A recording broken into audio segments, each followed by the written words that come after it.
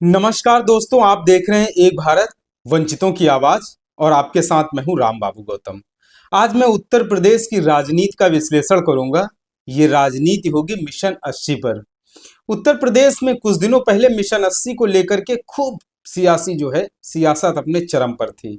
BJP कह रही थी कि मिशन 80 हम साकार करेंगे, कांग्रेस कह रही थी, सपा कह रही थी और दूसरी जो इंडिया गठबंधन की पार्टियां हैं वो कह रही थी कि इस बार यूपी में मिशन 80 हमारा है। मतलब मिशन 80 का सपना इंडिया गठबंधन साकार करेगा। लेकिन बिहार में जो कुछ हुआ है उसके बाद अब ऐसा लगता है कि विपक्ष के मिशन 80 पर यहाँ उत्तर प्रदेश में ग्रहण लग गया है, क्योंकि समाजवादी पार्टी जो है वो मिशन 80 के लिए ग्राउंड जीरो पर उतर चुकी है और कांग्रेस पार्टी भी मिशन 80 की बात कह रही है। मतलब अभी तक कोई आधिकारिक ऐलान, मतलब ऑथेंटिक डिसीजन मीडिया के सामने कांग्रेस की तरफ से ना ही सपा की तरफ से आया है कि वो मिशन 80 को लेकर के उनकी क्या रणनीति है, कौन कौन सीटों पर दोनों पार्टियों के साझा कैंडिडेट होंगे, क्या क्या रणनीति होगी, साझा प्रचार कहाँ कहाँ पर होगा। समाजवादी पार्टी ने इसी बीच में 16 उम्मीदवारों की सूची जारी कर दी। अब सबसे खलबली मचाने वाली खबर यह है कि कांग्रेस की तरफ से भी कई सीटों पर प्रत्याशी उतारे जाने वाले हैं और कुछ ही दिनों में इसकी घोषणा होने वाली है। बलिया से अजय राय, बलिया से अजय राय और रामपुर से बेगम नूर बानो कांग्रेस की प्रत्याशी हो सकती हैं। अब मैं आपको कुछ सीटें बता रहा हूं जहां पर कांग्रेस चुनाव लड़ने की तैयारी कर रही है। बलिया, फतेहपुर सीकरी, रामपुर, महाराजगंज, बाराबंकी, सुल्तानपुर, कानपुर, सहारनपुर, भदोही और बहराइच, इन सीटों पर कांग्रेस जो है वो चुनाव लड़ने की तैयारी कर रही है। और सूत्रों के मुताबिक ऐसी खबर है कि कांग्रेस फतेहपुर सीकरी से राज बब्बर को चुनाव लड़ा सकती है। राज बब्बर उत्तर प्रदेश में बहुत सक्रिय रहे हैं, कई बार राज बब्बर यहां से चुनाव भी लड़ चुके हैं। और महाराजगंज से कांग्रेस की जो राष्ट्रीय प्रवक्ता हैं, बहुत मुखर वक्ता हैं कांग्रेस की, सुप्रिया श्रीनेत, बहुत चर्चित हस्ती हैं। सुनने में आ रहा है कि महाराजगंज से कांग्रेस उनको मैदान में उतार सकती है। इसके अलावा बाराबंकी से जो कांग्रेस के दिग्गज नेता हैं पीएल पुनिया, उनके बेटे तनुज पुनिया जो है वो चुनाव मैदान में उतर सकते हैं। सुल्तानपुर से पूर्व एमएलसी दीपक सिंह कांग्रेस के प्रवक्ता हैं, काफी बढ़िया बोलते हैं, इनको सुल्तानपुर से मैदान में उतारा जा सकता है। सहारनपुर से नाम सब लोग जानते हैं, इमरान मसूद, काफी बड़ा चेहरा है, अभी जल्दी ही मायावती की पार्टी छोड़ के आए हैं। राहुल गांधी प्रियंका गांधी की खूब तारीफ करते थे, तभी ये समझ में आ गया था, तभी सुगबुगाहट थी कि शायद वो जल्दी छोड़ के कांग्रेस में जा सकते हैं। कांग्रेस में आ गए हैं और अब ये खबर है कि सहारनपुर से उनको जो है कांग्रेस लोकसभा चुनाव के मैदान में उतार सकती है। भदोही से पूर्व सांसद राजेश मिश्रा का नाम चल रहा है। बहराइच से पूर्व सांसद कमल किशोर मिश्रा का भी नाम चल रहा है। इसके साथ साथ ललन कुमार का नाम भी चल रहा है।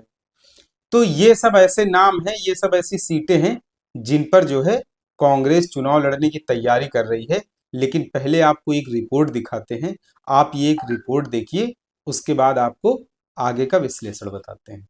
मित्रों, देश भर के साथ साथ उत्तर प्रदेश में भी एक लाइन बड़ी जोर शोर से बोली जा रही थी कि लोकतंत्र खतरे में है, संविधान खतरे में है, लोकतंत्र बचाने का ये आखिरी चुनाव है और अगर लोकतंत्र को बचाना है तो इस बार यूपी में बीजेपी का रास्ता रोकना होगा। लेकिन ये क्या हो गया, जनता को इकट्ठा करते करते पूरा विपक्ष ही बिखर गया, पूरा इंडिया गठबंधन इधर उधर हो गया।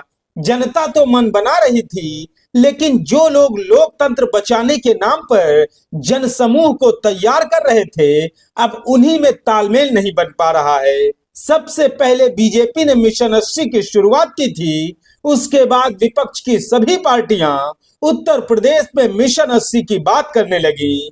जब इंडिया गठबंधन बना तो ऐसा लगा कि अब तो यूपी में बीजेपी के लिए अपना रास्ता खोजना मुश्किल हो जाएगा।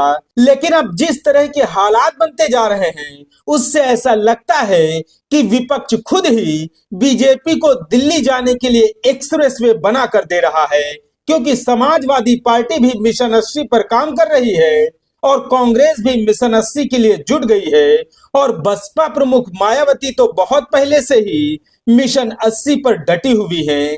ऐसे में विपक्ष की तीन बड़ी पार्टियां मिशन 80 के सपने को साकार करने में लगी हुई है। शुरुआत में ऐसा लगता था कि गोरखपुर, वाराणसी, अयोध्या के अलावा कुछ और सीटों पर बीजेपी लीड करेगी, लेकिन जिस तरह से विपक्ष राजनीति कर रहा है उससे ऐसा लगता है कि बीजेपी के लिए मिशन 80 में ज्यादा माथापच्ची नहीं करनी पड़ेगी।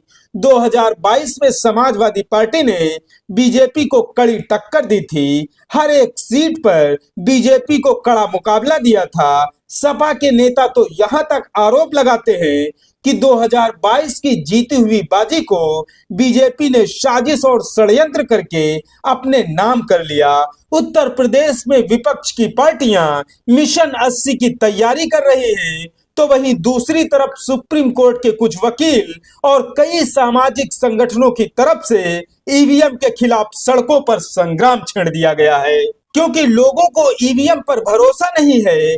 कई जगहों पर तो लाइव डेमो करके भी दिखाया जा चुका है कि ईवीएम से वोटों की चोरी होती है, लेकिन कोई सुनने वाला हो तब ना। आंदोलन चल रहा है, लोग विरोध प्रदर्शन कर रहे हैं और राम लहर के बीच में कुछ दलित और पिछड़े वर्गों के संगठन सरकारी नौकरियों में आरक्षण का हक मारे जाने को लेकर आंदोलन भी चला रहे हैं। सब कुछ चल रहा है, इसी तरह से चलता रहेगा और अचानक से 2024 के लोकसभा चुनाव के लिए अधिसूचना जारी हो जाएगी।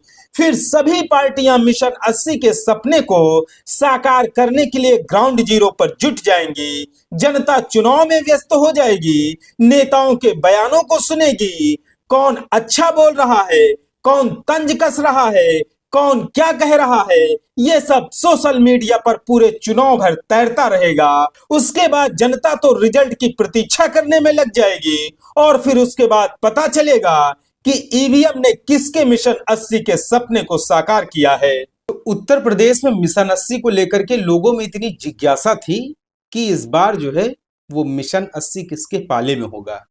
भाजपा एक तरफ बहुत दिनों पहले से ही कह रही मिशन 80 मिशन 80, मतलब मिशन 80 का सपना उसका है, वो साकार करेगी।